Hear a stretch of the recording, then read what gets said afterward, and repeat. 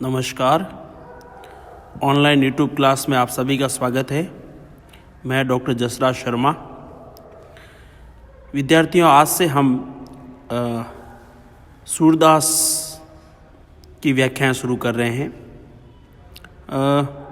पिछली कक्षाओं में हमने कबीर पढ़ा और कबीर में हमने जो है लगभग सभी जो साखियाँ, प्रमुख साखियाँ हैं, उन साखियों और शब्दों की हमने व्याख्या की और 18 क्लासें हमने कबीर पर ली, जिसे आप सुन सकते हैं, देख सकते हैं।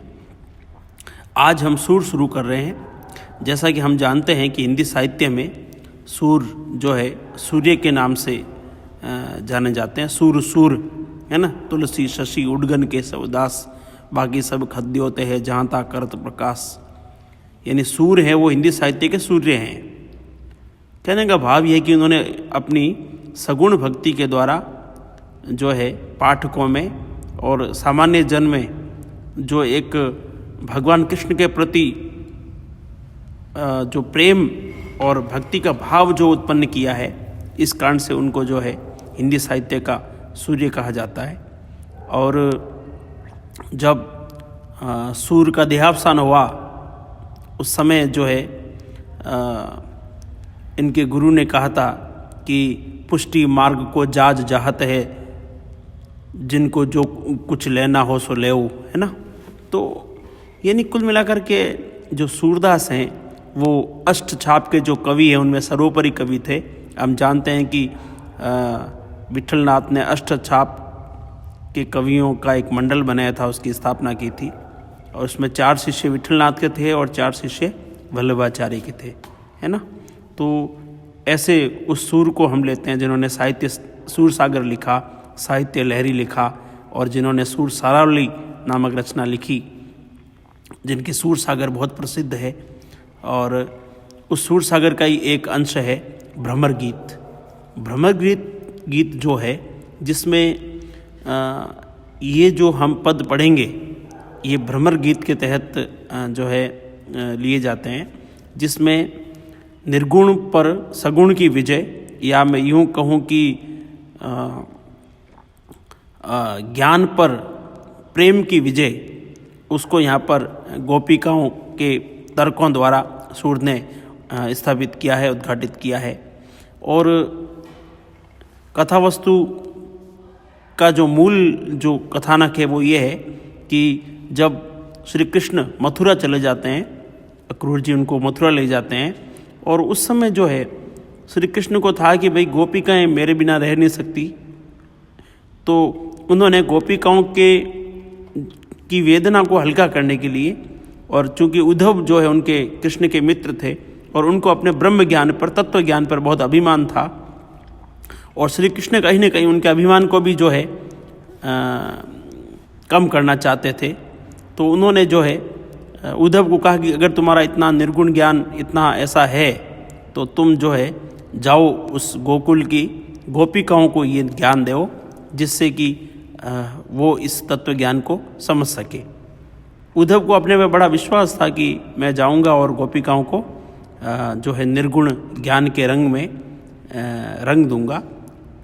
तो उद्धव मथुरा से जो है गोकुल आते हैं और वो उस बस्ती में पहुंचते हैं जो जहाँ पर गोपियाँ रहती थी। और जैसे ही उद्धव जो है उस बस्ती में पहुँचे, उस नगर में, उस मोहल्ले में पहुँचे, तो जैसे ही पता चला गोपिकाओं को कि उद्धव आया है और वो निर्गुण ज्ञान को जो है हमें देना चाहता है, तो वो विभिन्न तर्कों के द्वारा जो है उद्धव के इस निर्गुण ज्ञान को खारिज कर देती है। यही इस भ्रमर गीत का मूल सार है। भ्रमर गीत इसलिए कहते हैं इसको कि भ्रमर, चूँकि हम जानते हैं कि पहले जो स्त्रियां थी वो किसी पर पुरुष से इस तरह से सीधी बात नहीं करती थी। तो उद्धव जैसे ही वहाँ आए और उधर से एक काला भंवरा जो है वहाँ पर मंडराता हुआ आया, तो उस भंवरे को जो है का बहाना लेकर के, भंवरे को संबोधित करके जो है वो वास्तव में उद्धव को ही सारी बातें कहती है, जिससे कि ये हो कि वो सीधी उद्धव से बात नहीं कर रही, अभी तो भंवर से बात कर रही है। तो इसलिए इसको भ्रमर गीत कहा गया, क्योंकि भंवर को संबोधित करके गोपिकाओं ने अपनी बात को रखा उद्धव को कहने के लिए। तो हम लेते हैं, जैसे ही उद्धव जी वहाँ पहुँचे और उद्धव जी ने अपने ब्रह्म ज्ञान की जो बातें हैं गोपिकाओं से कही, और फिर जो है गोपिकाओं ने क्या कहा उसको हम आज की कक्षा में भी और आगामी कक्षाओं में भी पढ़ेंगे। तो हम पहला जो पद है, ये मित्रों मैं बता दूं, ये जो मैं पद ले रहा हूँ ये मध्यकालीन कविता का पाठ 1 जो त्रिभुवन नाथ शुक्ल द्वारा संपादित पुस्तक है, उसमें पद संख्या मैं 23 से ले रहा हूँ, क्योंकि गोपिकाओं का जो तर्क है, वितर्क है, वो यहीं से शुरू होता है और यहाँ से हम जो है इसको शुरू कर रहे हैं। तो आज इस पुस्तक के अनुसार तो ये 23 नंबर पद है और वैसे क्लास के अनुसार पहला पद है। तो हम लेते हैं, आयो घोष बड़ो व्यापारी, है ना, इसको हम ऐसे गा भी सकते हैं, आयो आयो घोष बड़ो व्यापारी, आयो घोष बड़ो व्यापारी, लादी खेप गुण ज्ञान जोग की, ब्रज में आय उतारी, आयो घोष बड़ो व्यापारी। ऐसे गा करके आप याद भी कर सकते हैं। अब हम इसकी व्याख्या करते हैं। उद्धव को जैसी गोपिकाओं ने देखा, और अच्छा संदर्भ प्रसंग तो आप लिख सकते हैं, है ना, जैसे प्रस्तुत पंक्तियाँ सूर, है ना, भक्ति हिंदी साहित्य में स्वर्ण युग कहलाए जाने वाले भक्ति काल में सगुण काव्य धारा के प्रतिनिधि कवि, या हम कहेंगे सगुण काव्य धारा में कृष्ण काव्य सगुण काव्य परंपरा में कृष्ण काव्य परंपरा के प्रतिनिधि कवि सूर द्वारा रचित है प्रस्तुत पद, है ना, ऐसा। और क्या कहा गया प्रस्तुत पद में, गोपिकाओं ने उद्धव को जो है उपालंब दिया है, उसको जो है उद्धव को गोपिकाओं ने निर्गुण ज्ञान को की जो ये पोटली है उसको वापस ले जाने का आग्रह किया है ना। तो गोपिकाएं कह रही है कि आयो घोष बड़ो व्यापारी, आज हमारी बस्ती में, घोष मैंने बस्ती, है ना, आज हमारी बस्ती में बहुत ही बड़ा व्यापारी आया है, लादी यानी अपने ऊपर लादी हुई है, लादी खेप, खेप मैंने पोटली, है ना, बोझ, लादी खेप गुण ज्ञान चोग की। और इस व्यापारी ने जो है अपने ऊपर जो है गुण और ज्ञान से युक्त जो योग साधना की जो ज्ञान योग की जो पोटली है वो इसने अपने सर के ऊपर लादी हुई है, और उसको उसने ब्रज में आए उतारी, और यहाँ ब्रज में आकर के उस पोटली को उसने उतारा है। अर्थात उसने उद्धव ने जो है अपने ऊपर ये जो ज्ञान योग की जो पोटली है उसको लादा हुआ है, और ब्रज में आकर के उसको अब उसने उतारा है। और ये व्यापारी जो है बड़ा ही चतुर है, बड़ा ही छल कपट करने वाला है, क्योंकि ये फाटक देख कर हाटक मांगत, भौरे निपट सुधारी। ये जो भौरा है, ये भौरा का मतलब किसको कह रही है, वो उद्धव को कह रही है ना।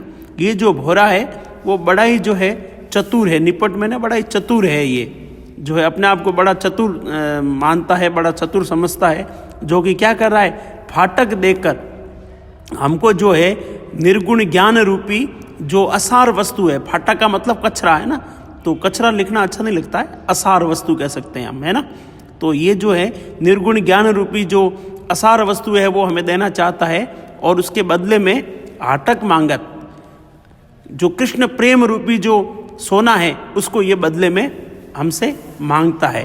अर्थात यह जो है अपने ब्रह्म ज्ञान के बदले जो है हमारा सगुण भक्ति रूपी जो रतन है उसको ये हमसे मांग रहा है। और हमें लगता है कि ये व्यापारी शुरू से ही बड़ा जो है खोटे कर्म करने वाला रहा है। धूर ही ते मैंने धूरी मैंने प्रारंभ से ही, धूर ही ते खोटो खायो है लय फिरत सिर भारी। और इसने शुरू से ही जो है ऐसे ही काम किए, खोटे कार्य किए हैं, अर्थात तुच्छ कार्य किए हैं, इसलिए ये जो है व्यर्थ में ही अपने सिर पर ये भार लादा हुआ घूम रहा है। इनके कहे कौन डहकावे, लेकिन गोपिकाएं कह रही है कि इस भ्रमर के कहने से अर्थात इस उद्धव के कहने से कौन इसकी बात को मानेगा, इसके बहकावे में कौन आएगा, इसकी जो बातें हैं इसके भ्रम में भला कौन आएगा, कोई नहीं आएगा। कौन अजानी, यानी कौन ऐसा कोई अनजाना व्यक्ति है जो इस उद्धव की जो बातों के भ्रम में आएगा, अर्थात कोई नहीं आएगा। अपनी दूध छाड़ी को पीवे, गोपिका ने बहुत अच्छा तर्क दिया। सूरदास जी ने गोपिकाओं के मुखारविंद से बहुत अच्छी बात कहलवाई दृष्टांत के द्वारा कि अपनी दूध छाड़ी को पीवे, अपने दूध को छोड़ करके, छाड़ी मैंने छोड़ करके, है ना, अपनी दूध छाड़ी को पीवे, खार कूप को पानी। ऐसा भला कौन है जो अपने, अब यह दूध किसके लिए आया है, सगुण ज्ञान के लिए, है ना, सगुण भक्ति के लिए। और जो खारा कूप का पानी है वो किसके लिए आया है, निर्गुण ज्ञान के लिए। तो वो कह रही है कि भला ऐसा कौन है जो अपने सगुण भक्ति रूपी दूध को छोड़ करके और इस निर्गुण ज्ञान रूपी खारे कुएं के पानी को पिएगा, अर्थात कोई नहीं पिएगा।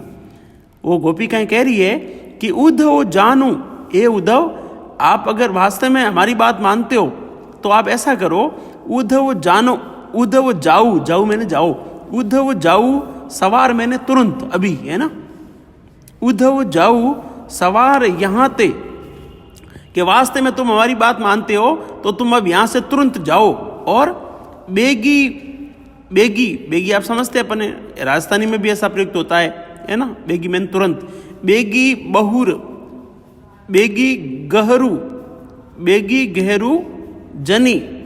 अब गहरू बोलते हैं देरी को, है ना, जनू मैंने नहीं, जनी मैंने नहीं और गहरू मैंने देरी, यानी जरा से भी आप देरी मत करो, है ना, आप जो है देरी मत करो, जल्दी जो है लाहू उनको लेकर के आओ, आप जरा सी भी देरी मत लाओ, अर्थात देरी मत करो और जो है तुरंत यहां से जाओ और क्या करो, हम तुम्हें मुंह मांगियो, मुंह मांगियो पेऊ, पेऊ सूरज प्रभु साहुई आनी दिखाओ।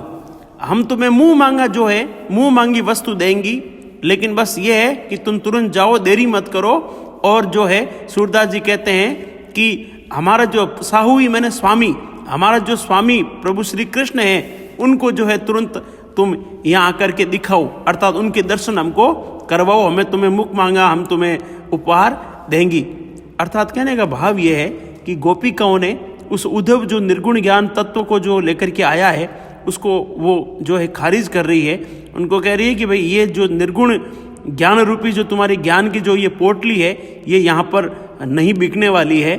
यहाँ पर हम तो जो खरीदने वाले हैं, हम तो जिस चीज़ को खरीदना चाहते हैं वो कृष्ण प्रेम रूपी जो आपकी अगर पोटली में है तो उसी को हम जो है खरीद सकती हैं, ले सकती हैं, अन्यथा दूसरी चीज़ों की हमारे हृदय में कोई जगह नहीं है।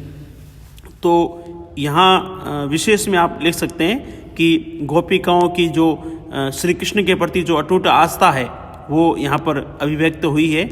और साथ ही दृष्टांत अलंकार है जैसे, और रूपक अलंकार भी है, जैसे फाटक देखकर आटक मांगे, है ना, यहाँ रूपक अलंकार है ना, फाटक मैंने निर्गुण ज्ञान के बदले और आटक मैंने सगुण ज्ञान रूपी सोना, है ना, सगुण प्रेम रूपी सोना। और इसी प्रकार से जो है यहाँ उदाहरण आपका दृष्टांत अलंकार भी आया है कि जिसमें वो कह रहे हैं कि अपनी दूध छाड़ी को पीवे, खार कूप को पानी, है ना। तो यहाँ दृष्टांत दिया कि भला कौन है जो अपने जो है अच्छे जो है दूध को छोड़ करके खारे कूप के पानी को जो है, खारे पानी को भला कौन पिएगा, कोई नहीं पिएगा। तो इस तरीके से दृष्टांत अलंकार भी यहाँ पर हुआ है। ये गए पद है ना, जिसको काफ़ी राग में बहुत अच्छे तरीके से गाया जा सकता है।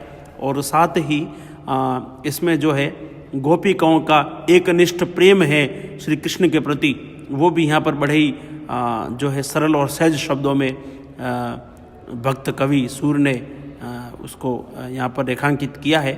तो मैं उम्मीद करता हूँ ये पद आपको अवश्य समझ में आया होगा। एक अगले पद के साथ हम अगली कक्षा में मिलेंगे। तब तक आप सभी का बहुत बहुत धन्यवाद।